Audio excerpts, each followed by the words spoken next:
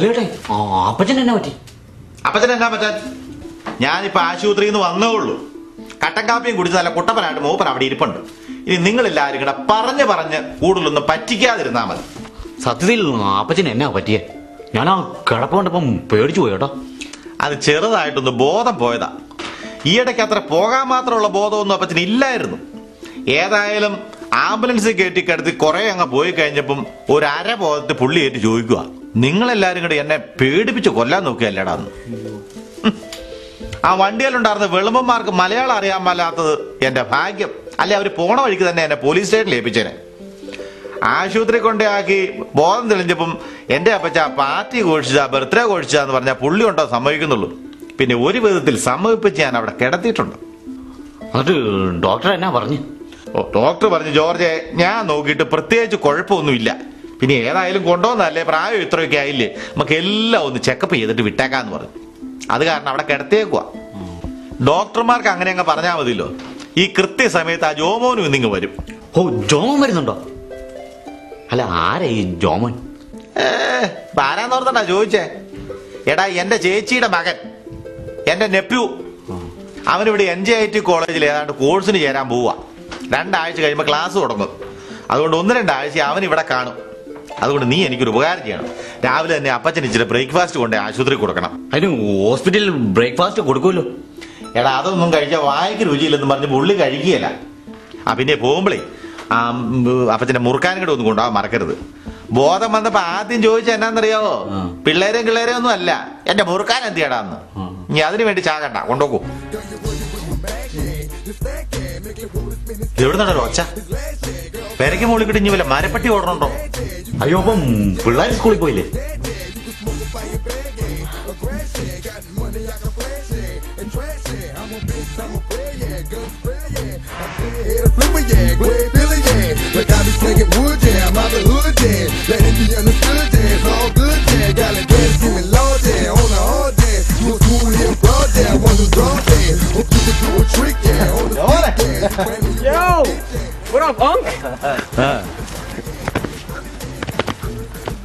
മതിയടാ ഇന്ന് ആ ട്രങ്കിൽ എന്താ പെട്ടിയൊക്കെ ഇട്. എങ്ങനെ ഉണ്ടായിരുന്നു മറ്റേ യാത്രയൊക്കെ?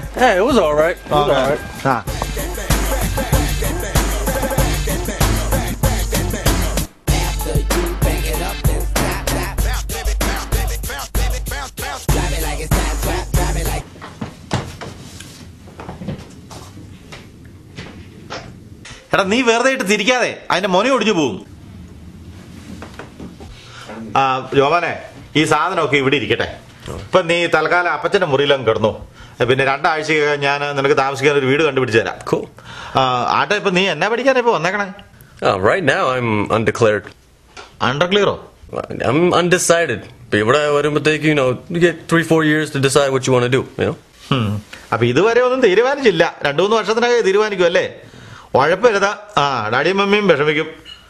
അല്ല, ഇതെന്നാ ഈ മൈക്ക് സെറ്റ് വാടകയ്ക്ക് കൊടുക്കുന്ന പരിപാടി വല്ലതും ഉണ്ടോ? This right here is my DJ stuff. I do part-time DJing. DJ? Yeah, DJ, loud music. പാർട്ടിക്ക് പോകുമ്പോ സൗണ്ട്. അത് ശരി. ഞാനോർത്ത് നിനക്ക് ഇത് പഠിക്കാനുള്ള ഏതാണ്ടാന്ന്.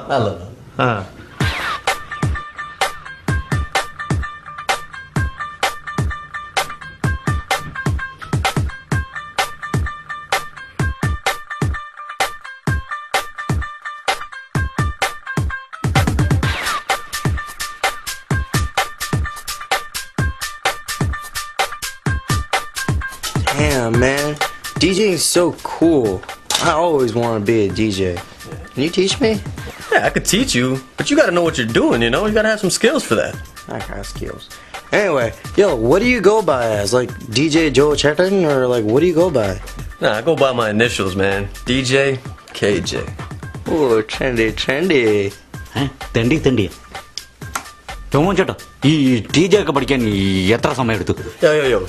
Don't call me Jomon Cheta, man. Call me KJ, man. Okay, KJ.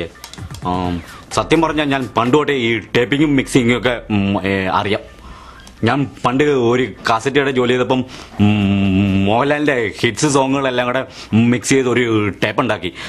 എന്നാ ഹിറ്റായിരുന്നെന്നറിയാവോ? നാട്ടിലെ ചേച്ചിമാരെല്ലാം എൻ്റെ മിക്സ് ടേപ്പ് മേടിച്ചോണ്ടിരുന്നത്. Yeah, but see, you know, Mallu songs, man, it's all sad and slow. I only remix Hindi and Tamil. Yo, did you know he writes his own poetry? Oh, yeah? Yeah, he's got this own, like a big file, and അതിനകത്തുള്ള എല്ലാ പോവും ഈ ചേട്ടൻ എഴുതിയതാ. I don't know. Yeah.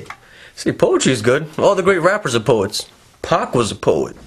Yeah, VD Rappin is poet too. Who? You don't know VD? ആ നീ ഇവിടെ ഇരിക്കണം. ആശുപത്രി പോയിട്ട് അപ്പച്ചനെങ്ങനെയുണ്ട്?